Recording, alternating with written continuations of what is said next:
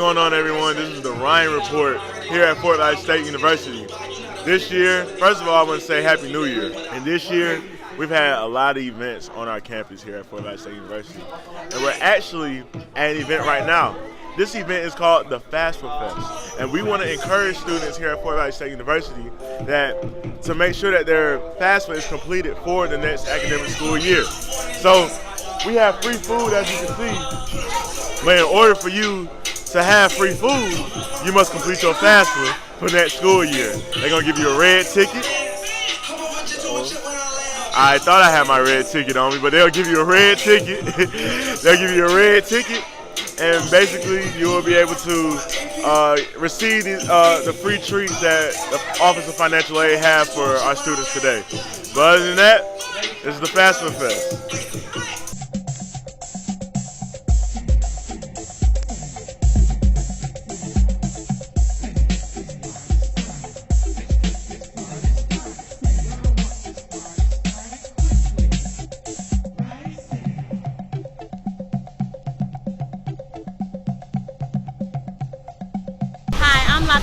I'm the financial aid outreach specialist.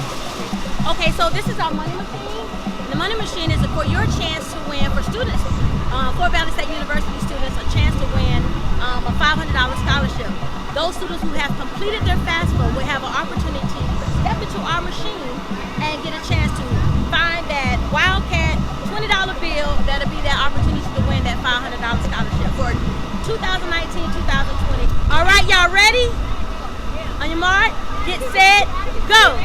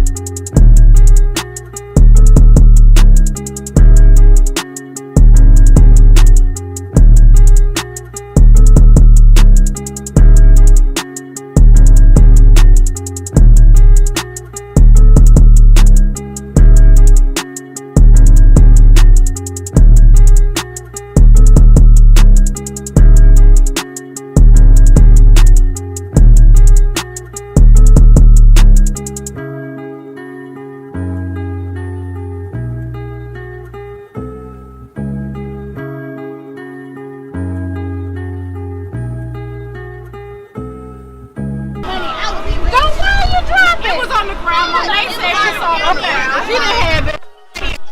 I was supposed to. Okay. I was like, who you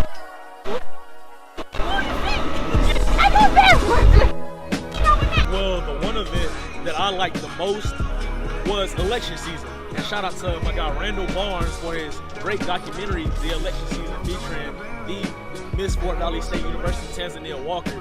That had to be my favorite event so far because of the fact that it brought the campus together and you saw everyone supporting the different leaders around campus, and it really projected our campus as a whole. So election season was my favorite event. My favorite event from last semester was the probate, because two of my LBs from Person Rifles crossed, so it was a big thing, it was a big deal, and I'm very proud of them.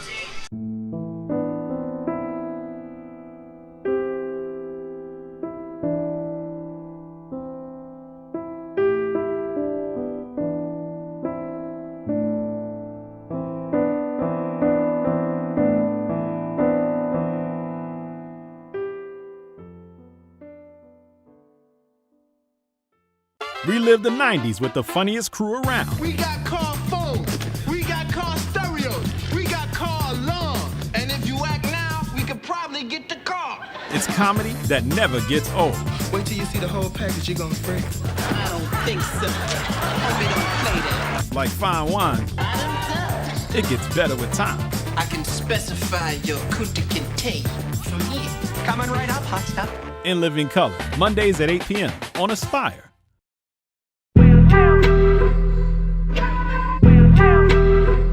Yeah, so I was so nervous performing this. Not even performing it, just that thought of it, because Beyonce's so iconic to me. It was just like, I'm finna try to impersonate Beyonce. Like, I have to do it. And then I was doing her exact choreography for some of the songs. So for me it was challenging because I'm not really good at watching other people's performances and trying to learn their stuff. I like to be taught or make up my own stuff, so it was challenging for me.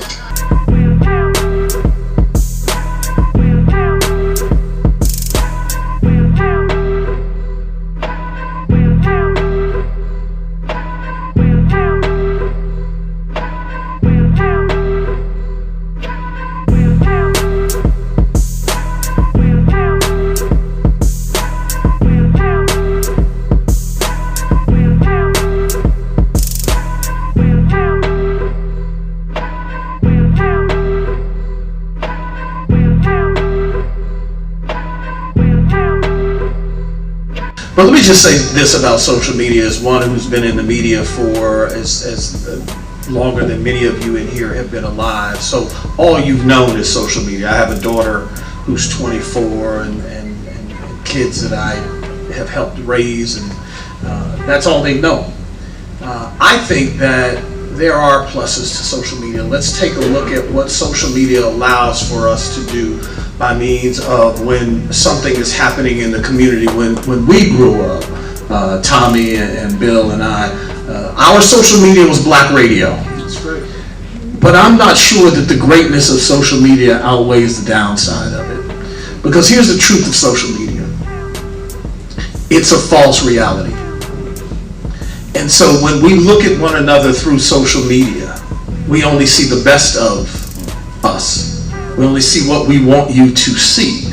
You talked about transparency, but that transparency is false because we never put up when we look whack, right? You put up when you think you're looking your best. So all of the things that you start to see in other people when you're having a bad day, a bad week, a bad year, you feel even more down because it doesn't look like that person is suffering.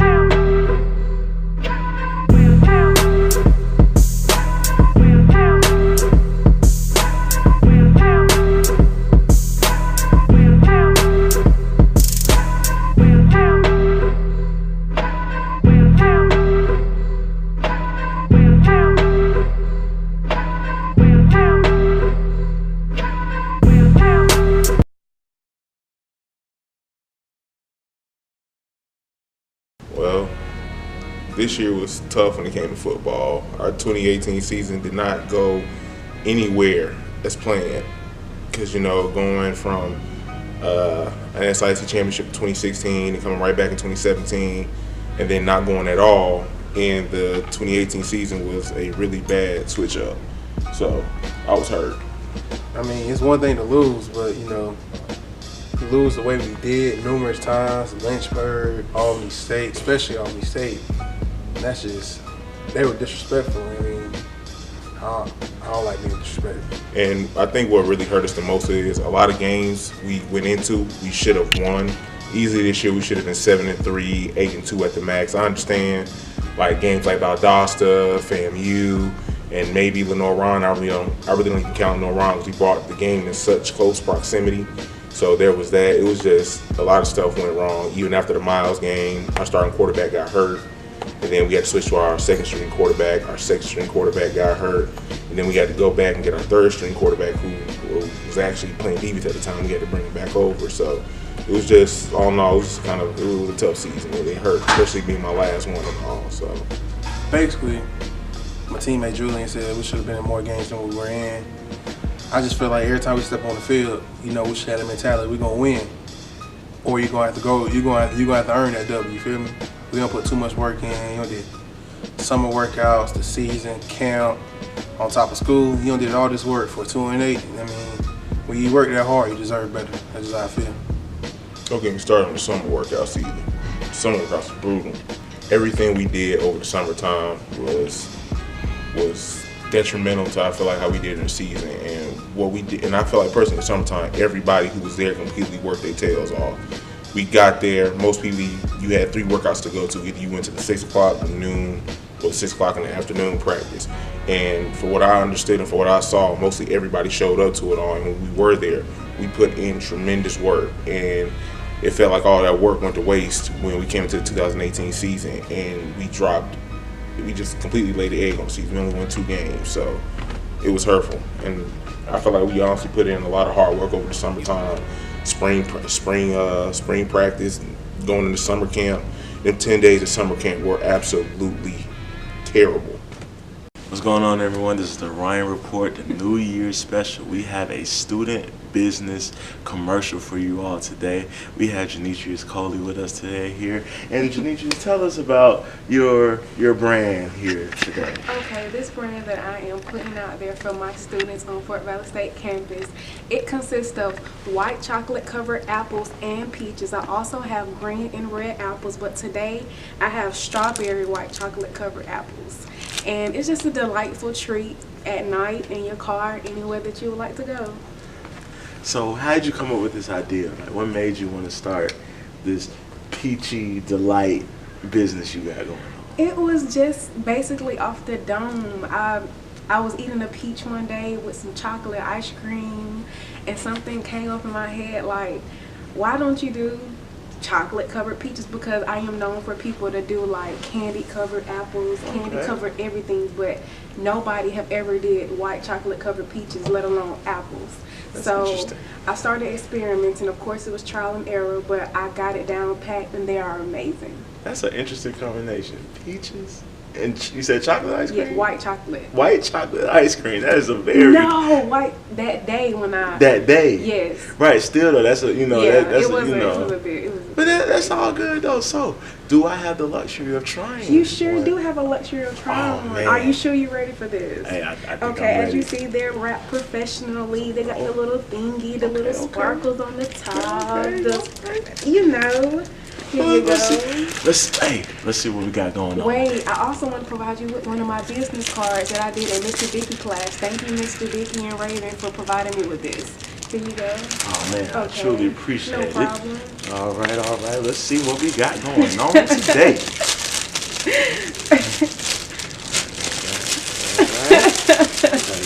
Bag here. It's okay. All right, here we go, ladies and gentlemen.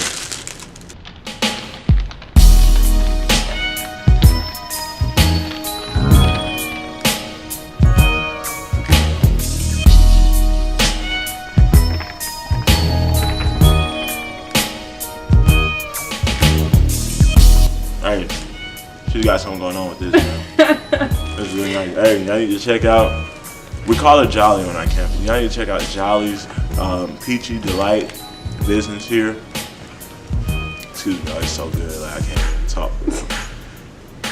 Well, ladies and gentlemen, check this out. This is a great product, and this is our student highlight for the Ryan Report. It's homecoming, and you already know what that means. School pride is dripping all over everywhere. The Greeks are out, the freshmen are dumb lit, but if you really want to set off your homecoming right, make sure to get your official HBCU Pulse homecoming shirt. Let the world know that you bleed blue and gold and that you like your HBCU over anyone. Check out the HBCU Pulse vendor table at the homecoming game to get your homecoming drip on. Sponsored by Queen's Pain, releasing worldwide November 23rd. It's homecoming, and you already know what that means. School pride is dripping all over everywhere. The Greeks are out, the freshmen are dumb lit, but if you really want to set off your homecoming right, make sure to get your official HBCU Pulse homecoming shirt. Let the world know that you bleed blue and gold and that you like your HBCU over anyone. Check out the HBCU Pulse vendor table at the homecoming game to get your homecoming drip on. sponsored by Queen's Pain, releasing worldwide November 23rd. How long have I wanted to be a Delta woman? It has been for a while now, since I was in 7th grade. I don't think that being Greek influences the election, simply because there has been Greeks before on a royal court. Being Miss FESU means everything to me. Being Miss Fort Valley would be my chance to give back. I know that I can do a good job in bringing students to the school. I know for a fact that I can do a good job.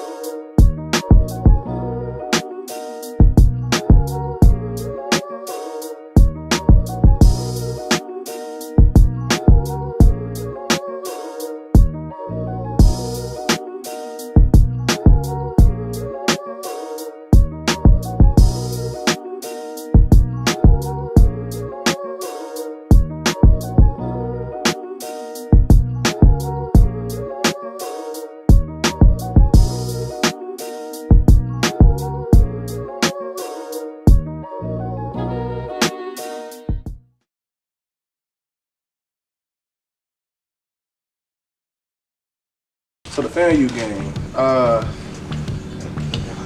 it's a way to start the season. So many people, this atmosphere, something we ain't used to. I just feel like it is. Personally, I was excited for the FAMU game. I was first game of the season, happy. FAMU over the years really hasn't been a very good football team, and I wouldn't say it was gonna be an easy win for us, but I thought it was something we could definitely do. And then we had a lot of controversy, a lot of adversity that game, because we had a delay for like a good hour and a half. It was hot. Then we came back out, and then I thought we had something going, because when we came back out, the score rally game, and in the second quarter it was 7-10. We had all the momentum, but there was a lot going on. Shoot, we had been doing all the work during the summer, during camp, man. It just finally felt good to hit somebody else.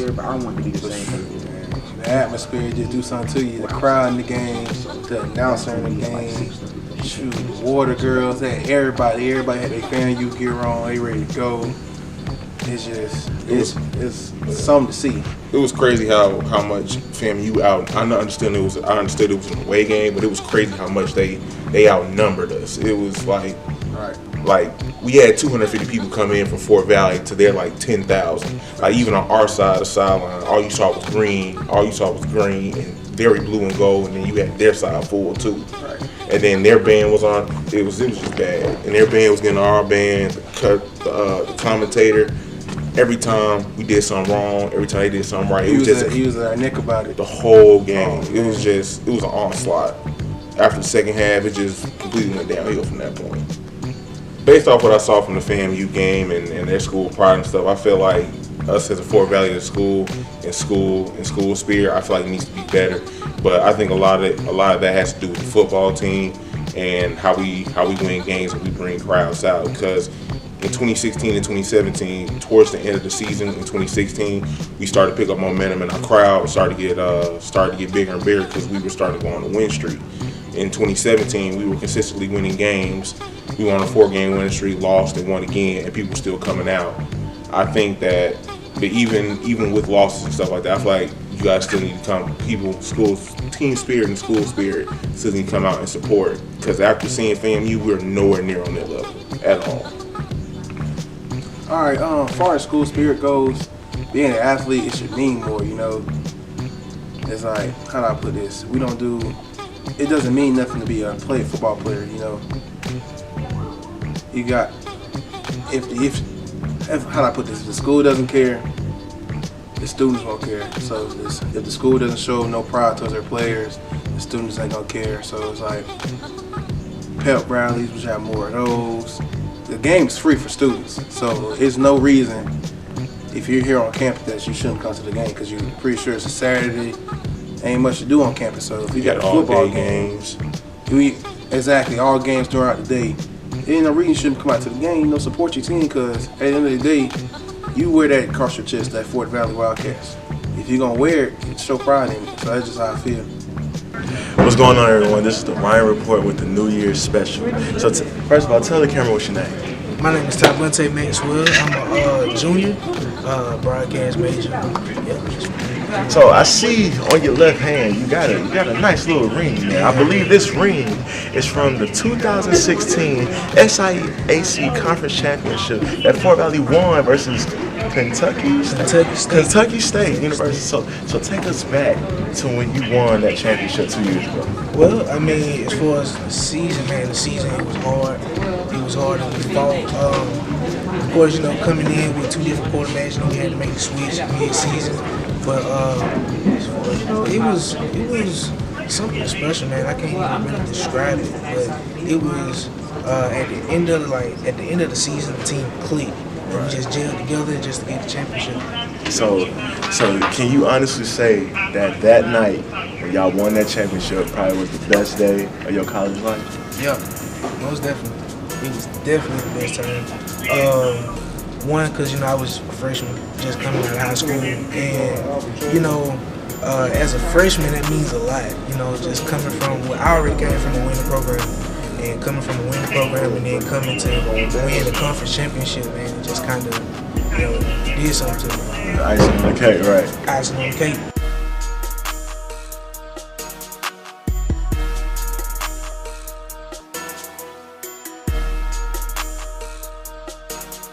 Any grievances we have, I feel like as a student athlete, you know, we go through a lot, we do a lot, we go to class, we go to practice, we got meetings, we got a lot we got to do. So I feel like everybody can afford to stay on campus. That's just being real. And everybody knows around campus, if you can't stay on campus, you can't eat a meal plan. So if you don't have a meal plan, how are you supposed to support yourself when after practice or before practice, you go to practice hungry? I mean, you understand, you're an adult too, man. You knew what you was moving. I mean, you knew what you was signing up when you moved off campus. We all knew that. It's an understanding though. If I'm grinding for you, what do I get in return? Granted, I do all this. There should be no way I should go to practice hungry. I'm a full-time student athlete. How can I support myself? I agree with you on that. I can't get a job. If I can't get a job, y'all want me to do all this for you, and some fact is I can't eat. I gotta go scrounge up money to go get a $1 chicken sandwich. Life shouldn't be like that. Yeah. I do all this work. I can't eat. I can't eat no time for a day. Plus, I can't eat after practice because the cafe's closed.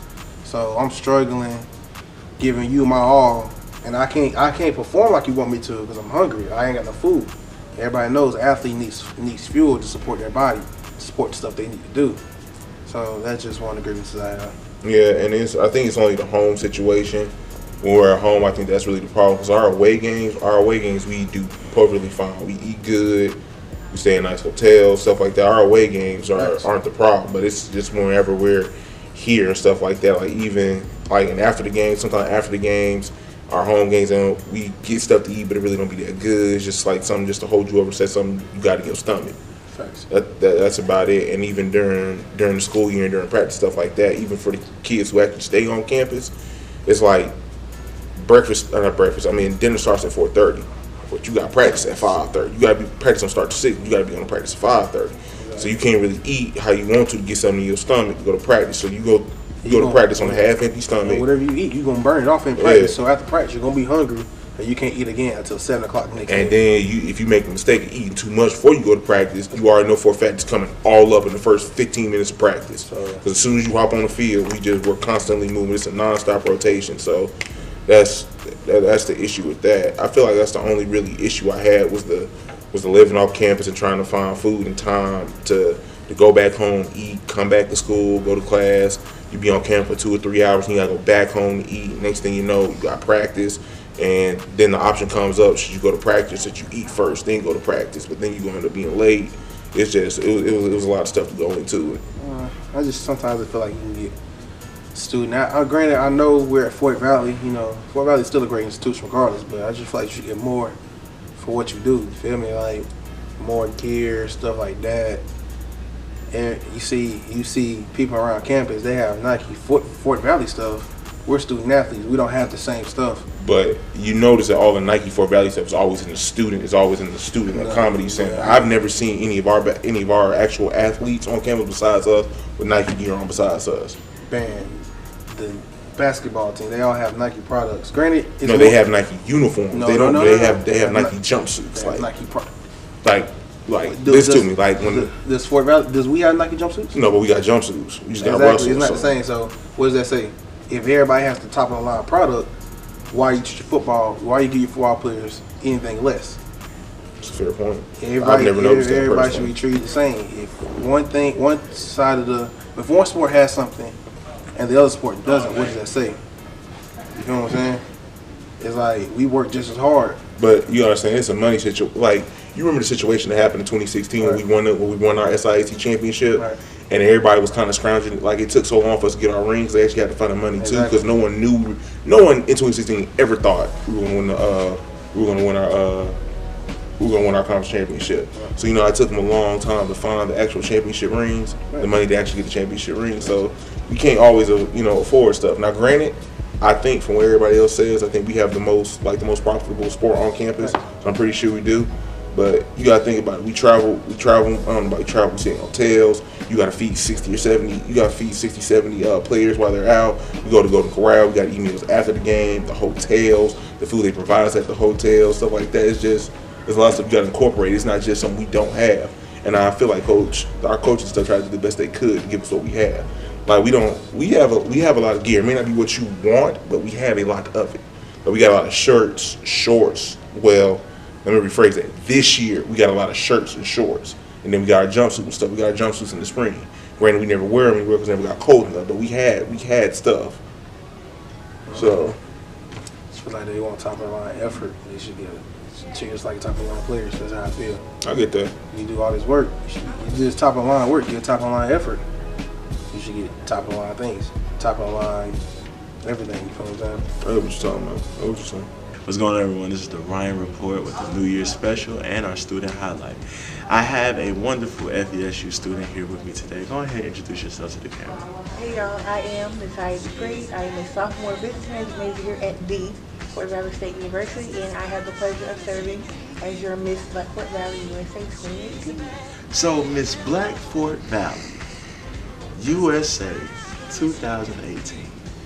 So you are Miss Black for the city of Fort Valley. Correct. Okay, so tell us about your role as Miss Black of the city of Fort Valley. My role for the city of Fort Valley is pretty much to be as I would see, a community leadership for our community, because under the Miss Black USA organization, they have many city titles that we give out, and we are supposed to go in the community and uplift our community, specifically our Black communities. So I took the chance because I learned through orientation that we believe in community diversity. So for me to be a student and have this title was very essential to me, because I felt as if I could represent in both areas. That's great. And this is the Ryan Report with our student highlight and our New Year's special. What's going on, everybody? This is Ryan Thurman from HBCU Post with the second episode of the Ryan Report. I here have one of the members of the women's basketball team at Fort Valley State University, Nola Carter from Jacksonville, Florida. Nola, how you feeling today? I'm feeling pretty good, excited about the game today. Most definitely, man. How do you feel about new transfers and freshmen coming in, and how do you prepare them to, show them what Fort Valley State University basketball is all about? Well, in high school, I was always the captain. I was the captain of my team since the 10th grade. I started on varsity in the 9th grade. So being a leader is something that just came naturally to me. Some people say you can be born a leader. Some people say you're made into a leader. I think I was born into one, because any team I've ever been on, I've been voted to be that one, to be the captain. When it comes to new freshmen and transfers coming in, it's a process. So right now, they still don't know what it takes to have a Fort Valley State women's basketball, bringing it together, bringing it back to what it used to be. So just from us having some tough trials last year, we're really just trying to create a tight-knit family, a tight-knit community, to know that we go to war with each other, we're going to play for each other, we're going to fight for each other, we're going to win for each other.